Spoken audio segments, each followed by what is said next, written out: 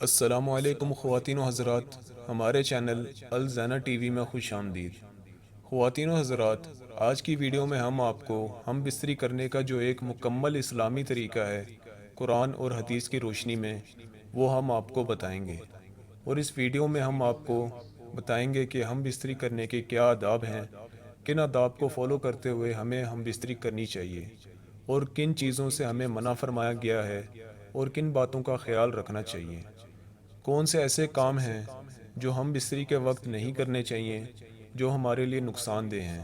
بھائیوں اور بہنوں، اس ویڈیو کو بنانے کا مقصد یہ تھا کہ جو ہماری نوجوان نسل ہے، جنہیں ہم بستری کا صحیح طریقہ نہیں معلوم، جو اسلامی طریقے کے مطابق بیوی سے ہم بستری نہیں کرتے ہیں، وہ بہت سے ایسے نقصانات اٹھاتے ہیں کہ جن کا انہیں پتہ نہیں ہوتا، کہ اگر وہ حقیقت جان لیں کہ طریقہ کیا ہے ہم بستری کرنے کا، تو کبھی بھی وہ ایسے نقصانات نہیں اٹھانے پڑیں گے۔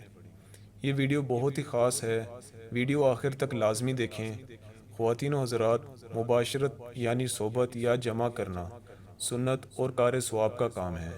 قرآن مجید میں رب عز و جل فرماتا ہے، تو جب ان سے صحبت کرو اور طلب کرو جو اللہ نے تمہارے نصیب میں لکھا ہوا ہے، اور حدیث پاک میں آیا ہے کہ تم میں سے اپنی بیوی کے ساتھ مباشرت کرنا بھی صدقہ ہے۔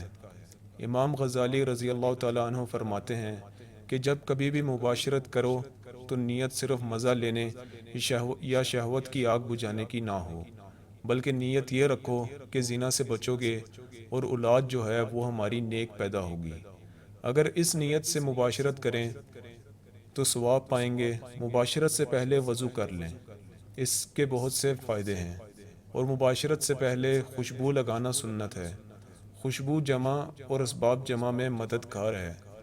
مرد کو چاہیے کہ اپنی بیوی پر جانور کی طرح نہ کریں۔ المومنین حضرت عائشہ صدیقہ رضی اللہ تعالیٰ عنہ سے مروی ہے کہ رسول اللہ صلی اللہ علیہ وآلہ وسلم نے فرمایا، جو مرد اپنی بیوی کے ساتھ اس کو بہلانے کے لیے اس کے ہاتھ پکڑتا ہے تو اللہ عز و جل اس کے لیے ایک نیکی لکھ دیتا ہے۔ جب مرد مباشرت سے اپنی عورت کے گلے میں ہاتھ ڈالتا ہے، اس کے حق میں 10 نیکیاں لکھی جاتی ہیں، اور جب عورت سے جمع کرتا ہے تو دنیا اور جو کچھ اس میں ہے ان سب سے بہتر ہے۔ جب دلہا اور دلہن کمرے میں جائیں اور تنہائی ہو تو بہتر ہے کہ سب سے پہلے دلہا اور دلہن 2 رکعت نماز نفل شکرانے کی ادا کر لیں۔ اگر عورت حیض کی حالت میں ہو تو نماز نہ پڑھے، لیکن دلہا جو ہے وہ ضرور پڑھے۔ صحبت سے پہلے خود بے چین نہ ہو جائیں، اپنے آپ پر پورا اطمینان رکھیں، جلد بازی نخرے۔ پہلے اپنی بیوی سے پیار بھری گفتگو کریں، پھر بوس و کنار کے ذریعے اسے مباشرت کے لیے آمادہ کریں۔ اس دوران دل میں یہ دعا پڑھیں۔ دعا پڑھنے کا طریقہ یہ ہے کہ آپ اپنی بیوی کے ماتھے کے بال یعنی سر کے سامنے کے بال نرمی سے اور پیار سے پکڑیں اور یہ دعا پڑھیں، بسم اللہ اللہم جنبنا الشیطان وجنبنی الشیطان ما رزقتنا۔ اس کے بعد جب مرد عورت صحبت کا ارادہ کر لیں تو برہنہ ہونے سے پہلے ایک مرتبہ سورہ الاخلاص جو ہے اس کو پڑھ لیں۔ ہمیشہ تنہائی میں کریں اور ایسی جگہ کریں جہاں کسی کی اچانک آنکھ کھلنے کا خطرہ نہ ہو۔ اس وقت کمرے میں اندھیرا کر لیں، روشنی میں ہرگز جو ہے وہ ہم بستری نہ کریں۔ بیوی کا ہاتھ پکڑ کر مکان کے اندر لے گیا اور دروازہ بند کر لیا، اور لوگوں کو معلوم ہو گیا کہ مباشرت کرنے کے لیے ایسا کیا ہے تو یہ مکروہ ہے، جہاں پر قرآن شریف کی کوئی آیت ایسی چیز پر لکھی ہوئی ہے۔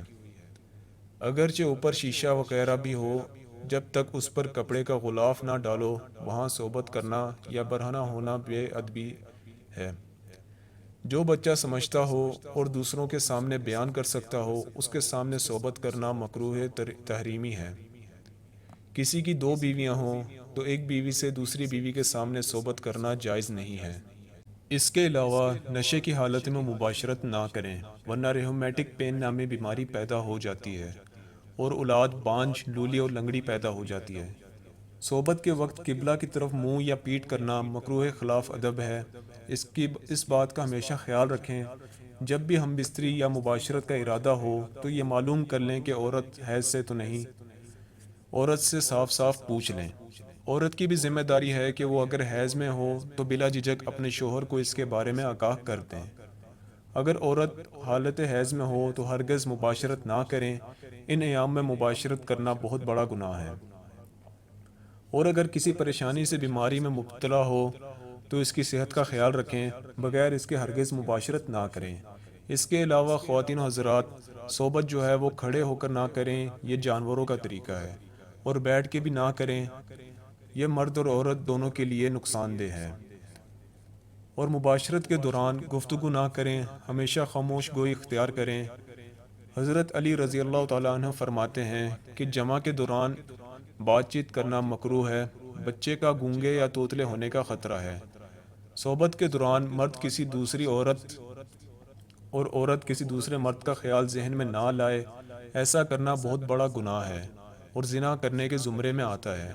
صحبت کے بعد فوراً پانی نہ پیو، کیونکہ اس سے سانس کی بیماری ہونے کا خطرہ ہے۔ صحبت کی باتیں دوستوں سے نہ کہیں، اسے ناپسند فرمایا گیا ہے۔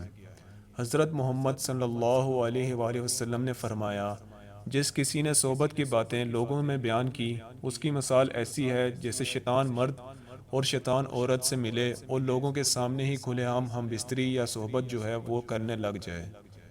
اس کے علاوہ مباشرت کا جو طریقہ ہے وہ کیا ہے؟ شریعت اسلامی میں مباشرت کے لیے کوئی خاص وقت بیان نہیں کیا گیا۔ نماز کے اوقات کے علاوہ دن رات کے ہر حصے میں صحبت کر سکتے ہیں۔ صحبت کے لیے سب سے بہتر وقت رات کا آخری حصہ ہے، کیونکہ رات کے پہلے حصے میں جو غذا آپ نے کھائی ہوتی ہے وہ پیٹ میں ہوتی ہے، آپ کا پیٹ بھرا ہوتا ہے۔ اس سے مباشرت کرنے سے صحت پر نقصان ہوتا ہے۔ اگر آپ کا پیٹ بھرا ہو، اس سے آپ کا جو انزال ہے وہ جلدی ہو جاتا ہے، معدہ کمزور ہو جاتا ہے، ہاضمے کی قوت کمزور ہو جاتی ہے، جگر پر ورم آ جاتا ہے، شوگر کی بیماری ہو جاتی ہے، اولاد کند ذہن پیدا ہوتی ہے۔ رات کے پہلے حصے میں صحبت کرنا مکروہ ہے۔ جس صحبت کے بعد پوری رات ناپاکی کی حالت میں تھا جو ہے وہ آپ کا سونے پڑے گا۔ بعض علماء نے شب جمعرات کی رات اور جمعہ کے دن مباشرت کرنا جو ہے وہ مستحب کہا ہے۔ اذان اور نماز کے وقت مباشرت نہ کریں، اس سے اولاد نافرمان پیدا ہوتی ہے۔ ہر مہینے کی چاند رات یعنی 15ویں شب اور چاند کے مہینے کی آخری شب مباشرت کرنا مکروہ ہے۔ ان راتوں میں جمعہ کے وقت شیطان موجود ہوتا ہے۔ مزید ایسی ویڈیوز کے لیے ہمارے چینل کو سبسکرائب کریں، لائک کریں اور شیئر کریں، اور ساتھ بیل آئیکن کو ضرور دبائیں تاکہ ہماری آنے والی ہر نئی ویڈیوز آپ تک بر وقت پہنچ سکیں، اور ہمیں کمنٹ کر کے ضرور بتائیں کہ آپ کو ویڈیو کیسی لگی۔ آپ ہمیں فیس بک اور انسٹاگرام پر بھی فالو کر سکتے ہیں، لنکس ڈسکرپشن میں ہیں۔